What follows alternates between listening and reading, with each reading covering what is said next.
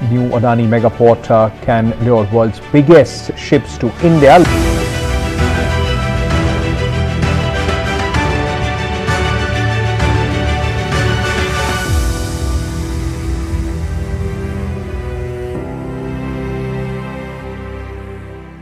Independence के 75 years में जो ना हो सका वो फाइनली अब होने जा रहा है।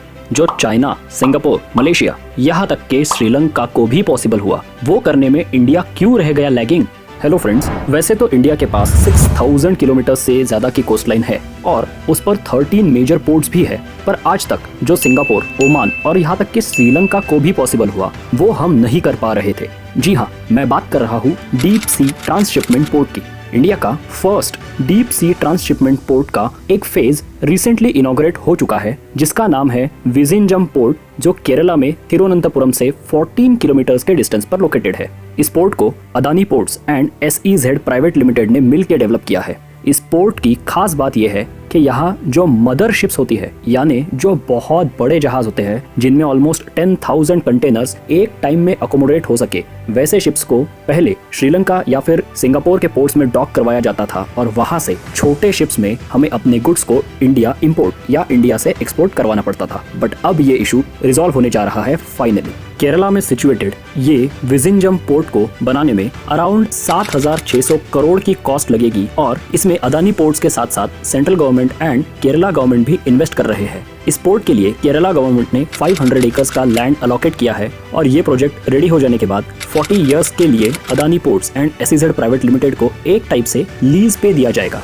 जिसको स्पेसिफिकली बताए तो DBFOT मॉडल पर बनाया जा रहा है। मतलब design, build, finance, operate, transfer. As in जो भी डेवलपर्स है इस प्रोजेक्ट के, उनको अपने प्रोजेक्ट की इन्वेस्टमेंट को रिकवर करने के लिए 40 इयर्स का टाइम दिया गया है गवर्नमेंट की तरफ से, जिसके अंडर ये प्रोजेक्ट को अप एंड रनिंग बनाएंगे एंड ऑब्वियसली उसके बाद के आने वाले कुछ सालों तक यहाँ से होने वाले रेवेन्यूज को भी शेयर करेंगे। और जब वो टेन्योर, मतलब इस केस में 40 इयर्स की लीज खत्म हो जाएगी, ये उस प्रोजेक्ट को गवर्नमेंट को हैंड ओवर कर देंगे। इस प्रोजेक्ट की इंपॉर्टेंस को अगर स्ट्रेस करेंगे तो ये एक अकेला पोर्ट इंडिया की कंटेनर ट्रांसशिपमेंट नीड्स की 75% को अकेला ही हैंडल कर लेगा जब ये फुल्ली फंक्शनल हो जाएगा। बताया जा रहा है कि ये पोर्ट टेंटेटिवली 2024 के मिड तक कंप्लीट हो जाएगा।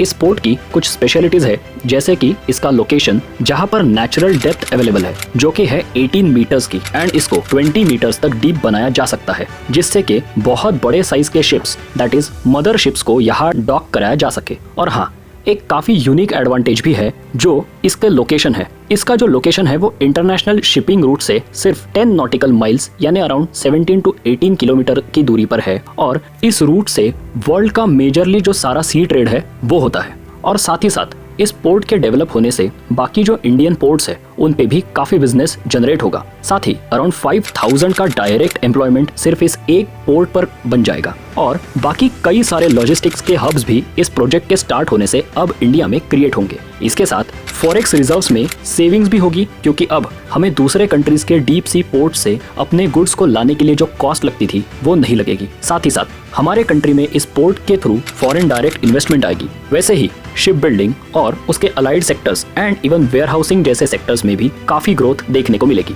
सो फ्रेंड्स, आपको क्या लगता है कि जहां चाइना के पास 5 ऐसे मेजर ट्रांसशिपमेंट पोर्ट्स ऑलरेडी है, यहाँ तक कि श्रीलंका के पास भी ऐसा पोर्ट ऑलरेडी एग्जिस्ट करता था, वही इंडिया जैसी ग्लोबल इकोनॉमी को इतने साल क्यों वेट करना पड़ा अपने फर्स्ट डीप सी पोर्ट के लिए? कमेंट्स करके हमें जरूर बताइए। और अब आते हैं इस वीडियो के सबसे इंटरेस्टिंग पार्ट पर। क्या आपको पता है कि यूपीएससी की प्रिपरेशन में कोई भी सीरियस एस्पिरेंट, चाहे वो फन अकेडमी में जाके पढ़ता हो या फिर मिस्टर भाजीराम का प्रिय शिष्य हो, टेस्ट के लिए वो सरल यूपीएससी का रैंक 1 प्रोग्राम ही लगाता है, क्योंकि ये एक ऐसा यूनिक प्रोग्राम है जिसमें आपको यूपीएससी एग्जाम को सरल तरीके से कैसे डिवाइड एंड कॉन्कर करके जीता जा सकता है उसकी रेडीमेड रेसिपी मिलती है। इस प्रोग्राम के बारे में और डिटेल्स को जानने के लिए आप डिस्क्रिप्शन में दी हुई लिंक को यूज करें और ऐसे ही इंटरेस्टिंग टॉपिक्स पे आने वाले अगले वीडियोस को देखने के लिए चैनल को सब्सक्राइब करें, क्योंकि ऐसा करने से अब यूपीएससी होगा और भी सरल।